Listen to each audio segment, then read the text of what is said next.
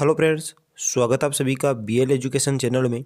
दोस्तों, आज का हमारा टॉपिक है नया संसद भवन, यानी कि भारत में जो नया संसद भवन बनने जा रहा है उसी से रिलेटेड आज के हमारे टोटल क्वेश्चन होंगे। तो आप वीडियो को लास्ट तक जरूर देखते रहिए। तो चलिए आज का वीडियो शुरू करते हैं।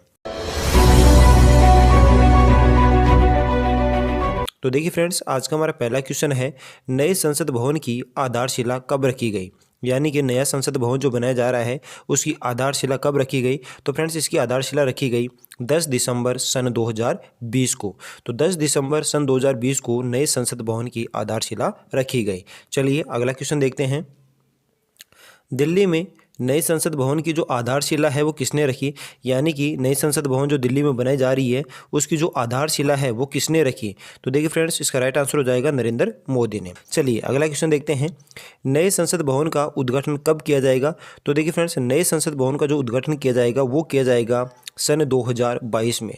तो सन 2022 में नए संसद भवन का उद्घाटन किया जाएगा। तो फ्रेंड्स याद रखिएगा, इस तरह से संसद भवन की आधारशिला रखी गई 10 दिसंबर 2020 को और नए संसद भवन का उद्घाटन किया जाएगा सन 2022 में। ठीक है, चलिए अगला क्वेश्चन देखते हैं।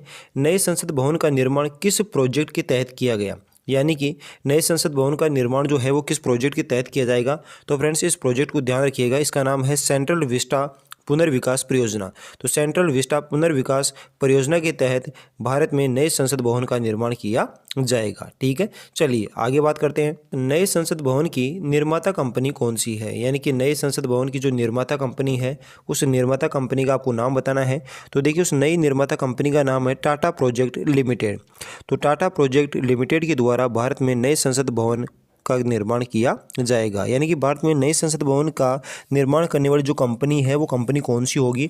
तो वो है फ्रेंड्स टाटा प्रोजेक्ट लिमिटेड। इसे ये टेंडर दिया गया है। चलिए अगला क्वेश्चन देखते हैं। नए संसद भवन का डिजाइन किसके द्वारा तैयार किया गया। तो देखिए फ्रेंड्स, भारत में नए संसद भवन का जो डिजाइन तैयार किया गया वो किया गया HCP डिज़ाइन के द्वारा। तो फ्रेंड्स, भारत में नए संसद भवन का जो डिज़ाइन तैयार किया गया वो HCP डिज़ाइन के द्वारा तैयार किया गया। और फ्रेंड्स याद रखिएगा, यह जो कंपनी है वो अहमदाबाद गुजरात की है। यानी कि जो HCP डिज़ाइन कंपनी है वो कहाँ की है। तो यह है अहमदाबाद गुजरात की। ठीक है, चलिए आगे बात करते हैं। नए संसद भवन का आकार कैसा होगा।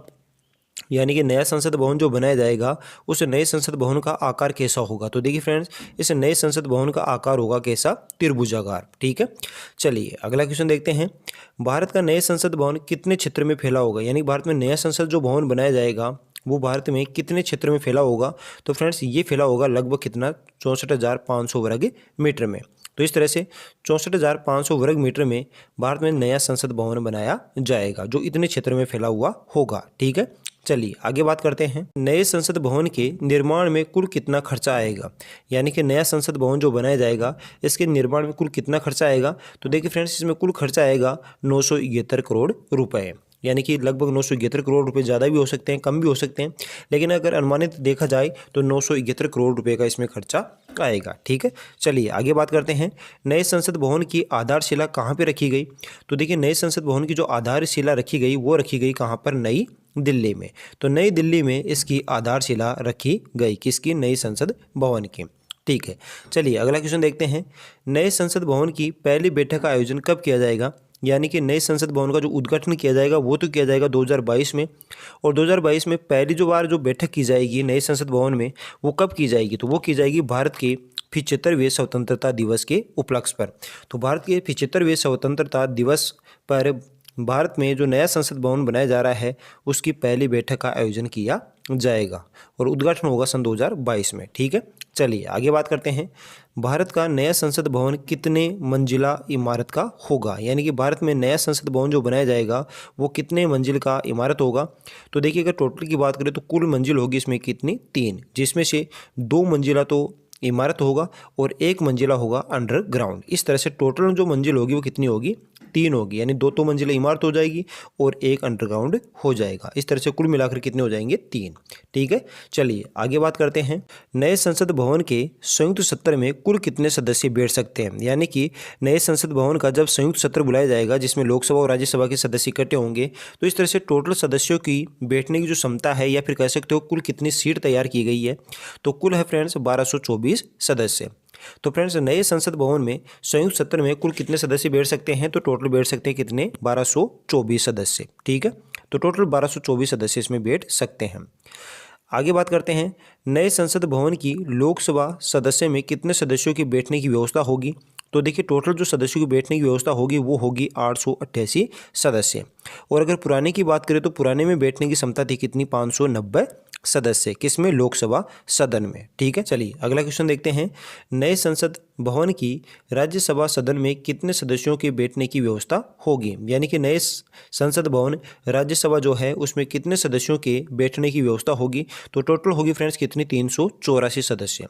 ठीक है, पुराने की अगर बात करें तो पुराने में जो हमारा संसद भवन है उसमें बैठने की क्षमता है कितनी? 280 सदस्य। किसमें? राज्यसभा सदन में। ठीक है, अब देखिए फ्रेंड्स, अगर हम लोकसभा की बात करें तो लोकसभा में वर्तमान में सदस्य हैं कितने? 545 हैं। ठीक है, जबकि इसमें सदस्यों की संख्या बैठने की क्षमता कितनी है? 888। तो देखिए आगे आने वाले समय में अगर इनके सदस्यों की संख्या बढ़ा दी जाती है तो भी दोबारा से बिल्डिंग बनाने की कोई आवश्यकता नहीं पड़ेगी, इसीलिए जो सीटें हैं उन सीटों की संख्या काफ़ी बढ़ा दी गई है। तो लोकसभा में कितनी है? 888 और राज्यसभा में कितनी है? 384 सीटें। ठीक है, तो इतने सदस्यों के बैठने के लिए सीटें बनाई गई है। पुराने की बात करें लोकसभा में तो कितने थे? 590 सीटें बनाई गई है और राज्यसभा में देखिए तो पुराने में कितनी है? 280, जबकि नए में कितने हैं? 384 और लोकसभा में कितने हैं? 888। ठीक है, तो यहाँ तक बात समझ में आ गई होगी। चलिए आगे बात करते हैं, वर्तमान में लोकसभा में सदस्यों की संख्या कितनी है? तो देखिए फ्रेंड्स वर्तमान में लोकसभा में सदस्यों की संख्या कितनी है? 545। ठीक है, चलिए आगे बात करते हैं, भारत के पुराने संसद भवन का उद्घाटन कब किया गया? यानी भारत के पुराने जो संसद भवन है उस पुराने संसद भवन का उद्घाटन कब किया गया? इसका राइट आंसर हो जाएगा 18 जनवरी 1927 में। तो 18 जनवरी 1927 में भारत में पुराने संसद भवन का क्या किया गया था? उद्घाटन किया गया। ठीक है, चलिए अगला क्वेश्चन है, पुराने संसद भवन की नींव कब रखी गई? तो देखिए फ्रेंड्स पुराने संसद भवन की जो नींव रखी गई वो रखी गई फरवरी 1921 में। तो फरवरी 1921 में पुराने संसद भवन की नींव रखी गई और इसका उद्घाटन किया गया 18 जनवरी 1927 में, यानी कि बनने में से समय लगा लगभग 6 साल। ठीक है, चलिए अगला क्वेश्चन है, पुराने संसद भवन का उद्घाटन किसने किया? तो देखिए पुराने संसद भवन का जो उद्घाटन किया वो किया था किसने? लॉर्ड इरविन ने। तो लॉर्ड इरविन ने पुराने संसद भवन का उद्घाटन किया था। ठीक है, चलिए अगला क्वेश्चन है, पुराने संसद भवन के निर्माण में कुल कितने रुपए का खर्चा आया था? तो देखिए पुराने संसद भवन के निर्माण में कुल 83 लाख रुपए का खर्चा आया था, जबकि नए की बात करें तो नए में 971 करोड़ रुपए का खर्चा आएगा। ठीक है, चलिए आगे देखते हैं, भारत में पुराने संसद भवन का डिजाइन किसके द्वारा तैयार किया गया? तो देखिए भारत में पुराने संसद भवन का डिज़ाइन जो तैयार किया गया वो किया गया एडविन लुटियंस और हर्बर्ट बेकर। तो एडविन लुटियंस और हर्बर्ट बेकर इन दोनों के द्वारा भारत के पुराने संसद भवन का डिज़ाइन तैयार किया गया था। ठीक है, चलिए आगे देखते हैं, संसद के गठन का प्रावधान किस अनुच्छेद में किया गया है? तो देखिए संसद के गठन का जो प्रावधान किया गया है वो किया गया है अनुच्छेद 79 में। तो अनुच्छेद 79 में कहा गया है कि भारत की क्या होगी? संसद होगी। तो संसद के गठन का जो प्रावधान किया गया वो कौन से आर्टिकल में किया गया? अनुच्छेद 79 में। ठीक है, अगर फ्रेंड्स अनुच्छेद 80 की बात करें तो अनुच्छेद 80 जो वर्णन करता है वो किसका करता है? राज्यसभा का। तो राज्यसभा का जो गठन है उसका वर्णन किया गया है अनुच्छेद 80 में। और अगर लोकसभा की बात करें तो लोकसभा का वर्णन किया गया है अनुच्छेद 81 में। तो अनुच्छेद 81 में वर्णन किया गया है लोकसभा का, अनुच्छेद 80 में वर्णन किया गया है राज्यसभा का और अनुच्छेद 79 में वर्णन किया गया है संसद का। ठीक है, अगला क्वेश्चन देखते हैं कि भारत में संसदीय शासन व्यवस्था किस देश से अपनाई गई है? तो भारत में संसदीय शासन व्यवस्था जो अपनाई गई है वो कहाँ से अपनाई गई है? ब्रिटेन से अपनाई गई है। तो फ्रेंड्स आज के लिए बस इतना ही। अगर वीडियो पसंद आए तो लाइक कीजिए, चैनल पर पहली बार विजिट कर रहे हो तो चैनल को जरूर सब्सक्राइब करें, अपने दोस्तों के पास इसे ज़रूर कीजिए। मिलते हैं किसी और वीडियो में, तब तक के लिए जय हिंद।